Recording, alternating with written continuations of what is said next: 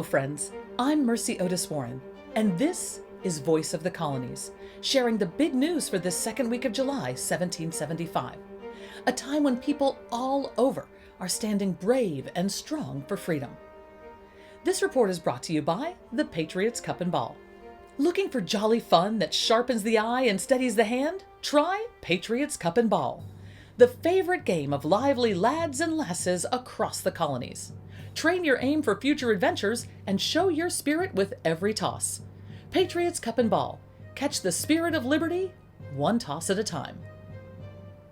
Let's start in Boston. The city is completely surrounded by the Continental Army. General George Washington took charge earlier this month and is working hard to make the Army stronger. From his headquarters in Cambridge, he walks among the soldiers every day, giving them encouragement and checking the defenses. Officers say he even visited important spots like Boston Neck to help plan stronger walls and cannon placement so they can hold off the British. Almost every night, the colonial guards and British soldiers are exchanging gunfire. Inside Boston, British General Thomas Gage keeps his troops mostly indoors. Small groups try to sneak out to find food or to check on the land, but they are chased away by the watchful colonial soldiers. Washington knows it is very important to keep the British stuck in Boston. If the British break out, they could bring in more soldiers and crush the colonists. That is why Washington is making strong lines at important places like Boston Neck and Charleston Peninsula. Another big problem is sickness. The hot summer has brought fever and stomach sickness called flux into the camps. Washington tells everyone to keep the camp clean and to save food and supplies very carefully. He also wrote letters saying the army was almost out of gunpowder and asking other colonies to send more quickly. In the South, in places like Charleston, South Carolina and Savannah, Georgia, local leaders are working very hard to help. They're collecting powder and musket balls, bandages and medicines. Doctors and apothecaries, you'd call them pharmacists, are also gathering herbs and supplies to send. The southern colonies know that if Boston falls, the British might try to take over other cities next. That is why they are sending supplies north to help keep the army strong. In Philadelphia, leaders called the Continental Congress meet every day. They talk about making the army stronger and creating a new postal system so messages can travel safely to General Washington and back. They also decided to make new regiments, groups of soldiers, from Pennsylvania and New Jersey, showing our army is getting bigger and bigger. Congress even talks about getting help from Canada and other countries so they can be stronger against the British. In New York, people are a little worried. Some are supporting the king. They're called loyalists. The others who want independence like us are called the patriots.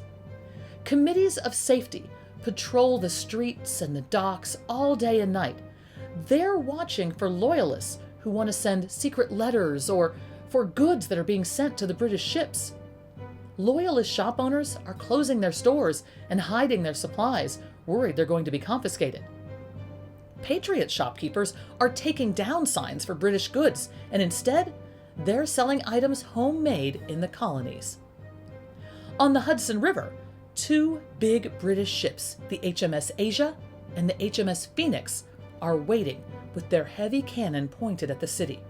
People gather to watch, some shouting at them and cheering for freedom, while others stand quietly, scared about what might happen. Farther north, people in upstate New York and southern Canada hear rumors that British agents are trying to get Native American tribes to join them against us. In Albany, leaders tell towns to watch the woods and rivers carefully. Neighbors promise to warn each other if danger comes. In Virginia and Maryland, people are also watching out for trouble. In Virginia, patrols guard important places like Yorktown and Norfolk all day and night.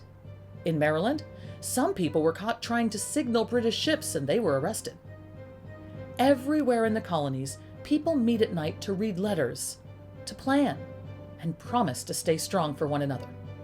Many people refuse to buy British tea and clothes, choosing to buy local goods instead. All of these little actions add up to a big, brave stand for freedom. And so tonight, As watchfires burn and ships sail by, we see people learning to work as one big family, not just as subjects of a king. Every little act, every meeting, and every promise brings them closer to becoming a new country. A country that hasn't been born yet, but it is growing strong in everyone's heart. This has been Voice of the Colonies. I'm Mercy Otis Warren telling you to keep your light shining bright, stay brave, and always look toward freedom.